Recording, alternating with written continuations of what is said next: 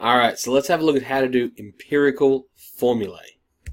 So, what is it? It's basically getting a formula, a molecular formula, or an ionic lattice or a covalent network lattice down to its simplest whole number ratio. Okay, so you're getting these subscripts just here down to its simplest whole number ratio. So empirical formulas, we can calculate them using the masses in reactants and products. So we can work out what we've got using the masses that are present at the beginning and the end.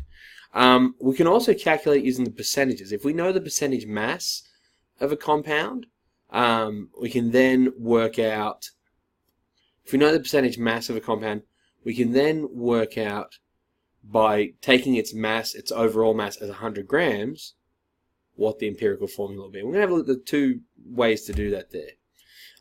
But if we have a look at our formula here for glucose, if we divide that by 6, okay, that's the lowest common denominator there, we can see that we end up with CH2O. That's the empirical formula. That tells us a lot about it. It tells us how much hydrogen is in there, how much carbon, how much oxygen. It doesn't tell us the molecular structure. We can work that out with this information here. We can use the empirical formula and the molecular formula, sorry, the empirical formula and a couple of other things like masses of it to work out what the molecular formula is. But over here we have acetic acid or ethanoic acid, and we see that this one is CH3COOH. So our first step is to put that into a condensed molecular formula where you have only the atoms in order. So it's C2H4O2, which if we divide that by 2, because that's the lowest common denominator there, we end up with CH20. These are very different compounds, but you can see that they have the same empirical formula. And that's why the empirical formula is not the main thing we use. It's just really useful for some tasks. Now, let's have a look at an example. So, this example will give us the steps. Remember, chemistry is a process. There's nothing magical about it. Will give us the steps on how to do it.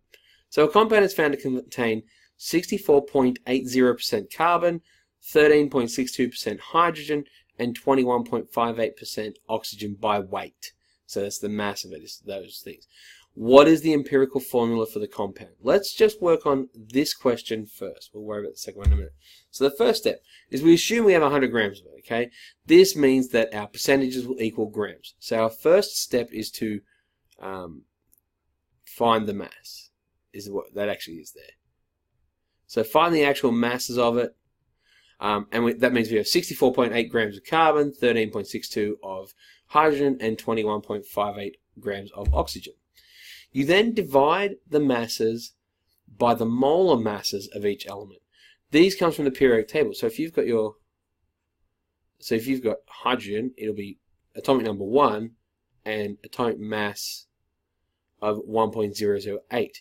So the atomic mass is also known as the molecular or the molar mass. The molar mass. So we divide the masses by the molar mass. That's this number here, which means 64.80 grams divided by 12 grams per mole. That's the molar mass.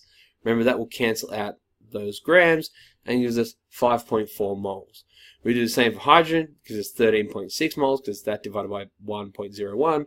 And we have 21.58 divided by 16, which gives us 1.369 moles. Now remember, that's because the grams, when they're being divided, cancel out. We'll go more into what moles are in a different video. Divide by the lowest to get the ratio. Okay, so you may need to do a small amount of rounding. If your answer is 0.9, you may round up. If it is 0.1, you may round down when you get your ratios. Otherwise, you're going to need to multiply it by a different factor to get you to actual numbers. Integers, whole integers. So, for example, 5.4 divided by 1.369, because this is our lowest here, gives us 4. With oxygen, it will give us with a 1, and with hydrogen, it will give us 10. So we then write our empirical formula, which is C4, that comes from there, H10, O1, but we don't write the 1 there. That's that question answered. Now, the next step is, how do we work out the molecular formula? It's surprisingly simple. We know you'll be given the molecular weight of a compound if they want you to find the molecular formula. Okay? So, you divide the molecular formula weight, which is in this case 74.14, by the empirical formula weight. And you do this by adding up all the molar masses of each of these atoms. So it's 48, so it's 4 times 12, times plus 10, plus 16, because there's only one oxygen, gives you 74. So 74.1 grams per mole divided by 74 grams per mole is essentially 1. And that gives you the molecular form of empirical formula times 1, C4H10O. That's the empirical formula there. Okay, so let's look at one more example. This one's a bit different. All we're getting is one of the reactants and the overall product. So sulfur reacts with oxygen. This means it's being burnt, and it produces a sulfur oxide. We have 3.2 grams of sulfur, 6.4 grams of sulfur oxide. You want to know how much oxygen we've got as well. That's important. The way to work that out is law of conservation of matter. If you've got 6.4 on this side of the reaction, so it's an S of unknown amount plus an oxygen of unknown amount goes to... We put those X's because we don't know what the subscripts are there.